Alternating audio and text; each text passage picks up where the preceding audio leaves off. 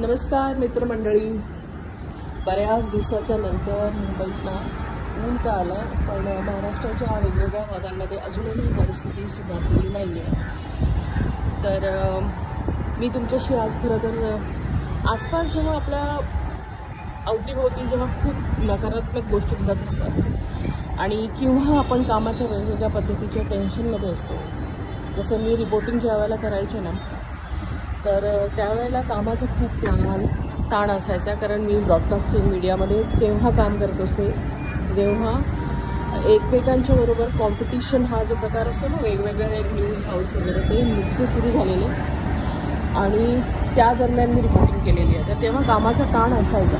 तो कामाचा ताण कमी करण्यासाठी त्याही वेळा माझ्याकडे भरपूर झाडं असायची गॅलरी वगैरेमध्ये लावलेली, आणि म्हणूनच ही आजही माझ्या घरातला सर्वात आवडता कोपरा आहे माझा.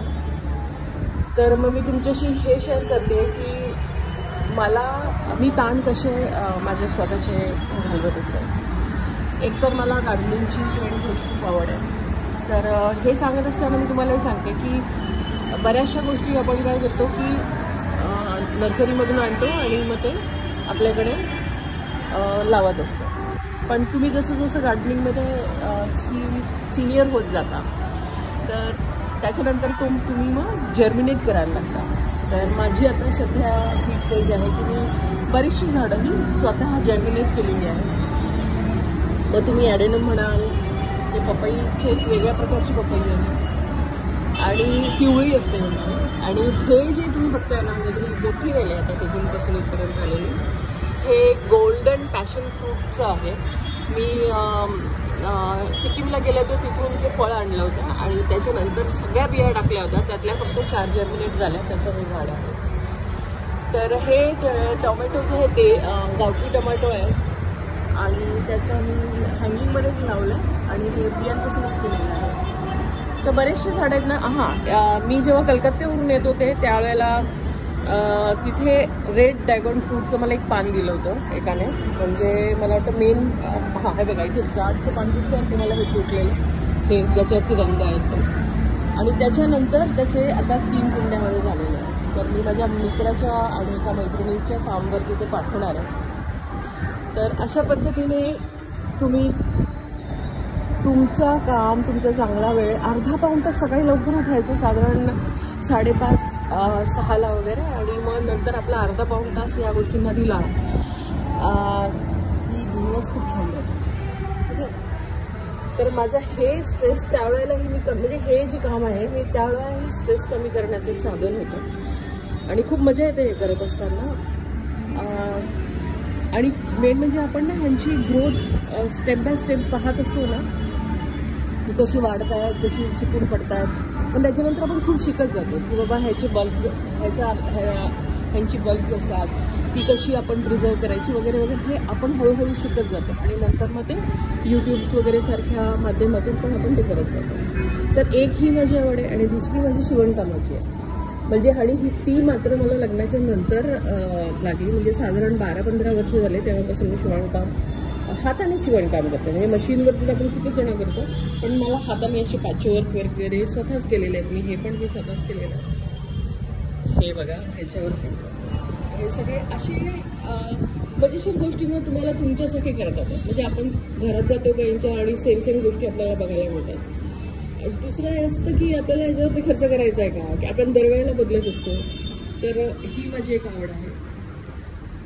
हे झाड तर तुम्हाला माझं सगळ्यात आवडतं कोपरा आहे माझ्या घरातला हा. आणि मी परवा जे तुमच्याकडे शेअर केलं होतं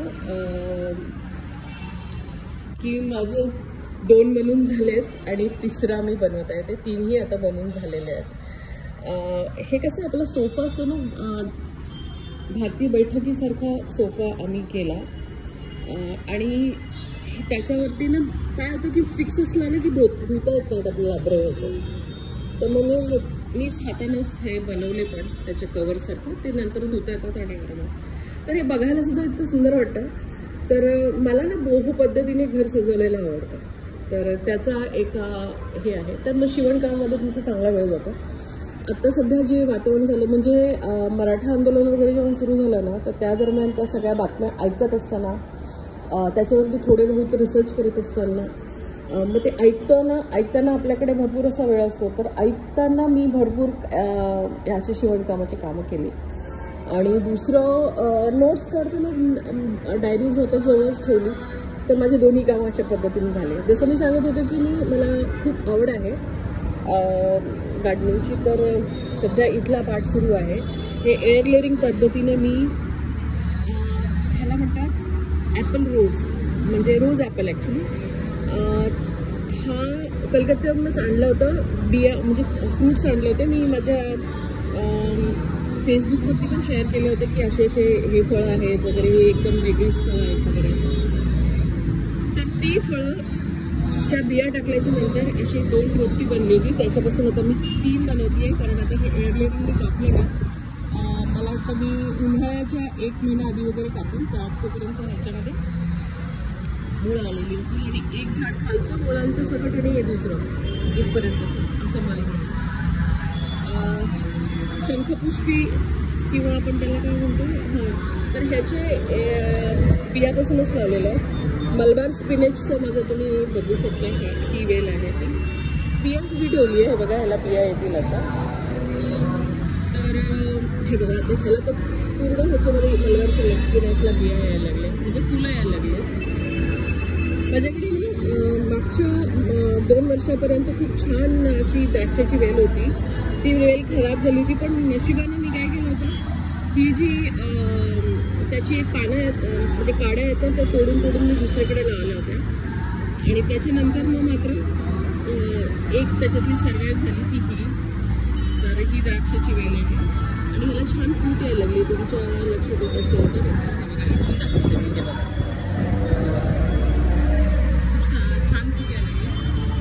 हे पण मी ही जास्वंदीची, हा जो जास्वंदी आहे ना, ही साधी आहे.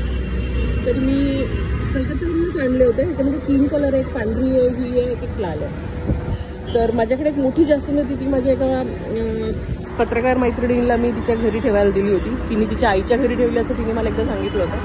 पण त्याच्यानंतर म्हणजे ती होती महालक्ष्मी जास्वंद, पण तिच्या आईकडनं पुन्हा एक मला पांटी मागवायची इच्छा नाही झाली, कारण त्या लांब राहतात.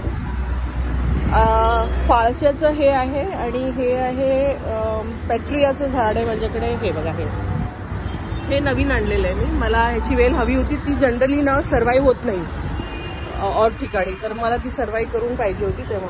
आता माझ्याकडे ना भरपूर अशी ह्याची आहेत वेगवेगळ्या पद्धतीची, जी आपण काय म्हणतात त्याला, सीताफळं आणतो ना, त्याची झाडं आहेत ती. तर ती कटिंग करून मेन स्ट्रीम त्याची चांगली बनवली आहे. आता ही आता मी माझ्या एका मैत्रिणीच्या फार्मवर देणार आहे. आणि त्या तिकडच्या साईडला एक लिंबाचं झाड आहे, त्याला मी आता कटिंग करून चांगलं बनवलं, त्या गॅलरीमध्ये वगैरे सांगते. आणि हे ॲव्होकॅडोचं यायला लागले बरं का. हे बघा, हे ॲव्होकॅडो यायला लागले. आता मी कांद्याची पानं टाकते. कुठल्याही प्रकारचं इथे मी खत म्हणजे आपण आणतो ना केमिकल फर्टिलायझर अजिबात टाकत नाही. माझ्याकडचं किचन वेस्ट मी इथे टाकलेलं असतं, ते तुम्हाला जाणवेल.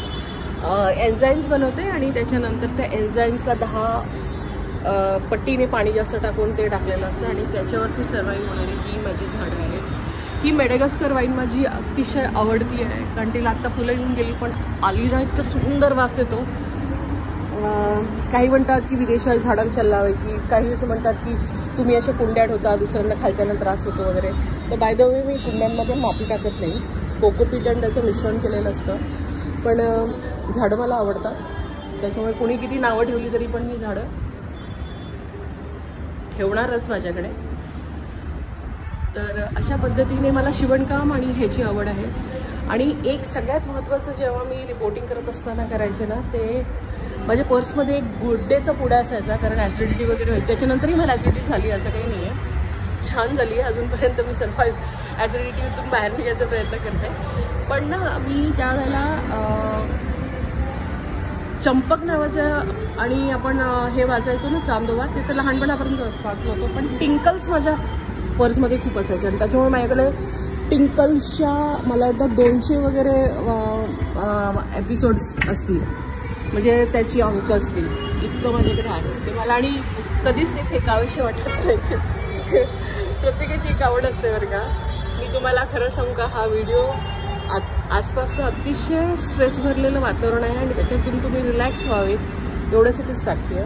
मला व्हिनेगर बनवायची आवड आहे आणि मी एकदा फेसबुकवरती व्हिडिओ पण शेअर केला होता कोविडमध्ये की तुम्ही व्हिनेगर्स तुम्ही घरी कशी बनवू शकता वगैरे. आणि व्हिनेगर्स वेगवेगळ्या फ्रूट्सचे आणि मसाल्यांचे बनवल्याच्या नंतर त्याचे बेनिफिट्स काय असतात ते पण सांगितलं होतं. यूट्यूबवरती माझं एक चॅनल आहे हेल्दी टेस्ट ऑफ लाईफ नावानं. त्याच्यावरती मी काही व्हिडिओज हे व्हिनेगर या प्लेलिस्टमध्ये टाकलेले आहेत. जर का तुम्हाला इच्छा असेल तर तुम्ही ते आवड असेल तर तुम्ही ते पाहू शकता. तर मित्रमंडळी, गार्डनिंग, स्टिचिंग आणि अगदी आपल्या डोकं बाजूला ठेवून तुम्ही कार्टून बघा, वाचा, अगदी चिंटू पण फार मस्त असतं. ह्या सगळ्या गोष्टींना आपल्याला आपला स्ट्रेस, आपला मेंदूमध्ये ज्या भागाला खूप जास्त आपण विचार करत असतो ना, तिथे कुलूप लावून आणि दुसऱ्याच जगात घेऊन जातात, म्हणजे हे कार्टून्स असतात. तर ते पहा, अगदी टॉम अँड जेरी तर फारच मस्त असतं. तर हे सगळे ना साधारण 15 मिनटं जरी तुम्ही पाहिले ना तर तुमचा स्ट्रेस निघून जातो. तर ते केलं पाहिजे आपण. तर थँक्यू व्हेरी मच. आज ऊन होतं तर म्हणून म्हटलं की हे एक छोटासा व्हिडिओ तर नक्कीच करावा, म्हणून मी हा केला आहे. मी तुम्हाला शेवट हा माझ्या इकडच्या फुलांच्या आणि ह्यांच्यापासून करते. बरं, ह्याची चहा पण बनतो बरं का. तोही व्हिडिओ मी माझे व्हिडिओ टाकलेला आहे, जवळजवळ 5-6 वर्षापूर्वी टाकलेला आहे. आता हे बाजारात मिळायला लागलं, पण तेव्हा मिळत नव्हतं. माझ्या एका थायलंडच्या मैत्रिणीने मला सांगितलं होतं, कारण त्यांच्या घराघरांमध्ये ना हे वेलकम ड्रिंक असतं. ह्याचे म्हणजे जी फुलं असतात ना ती त्यांच्यापासून बनवलेलं. ती रेसिपी पण टाकलेली आहे मी. Thank you very much.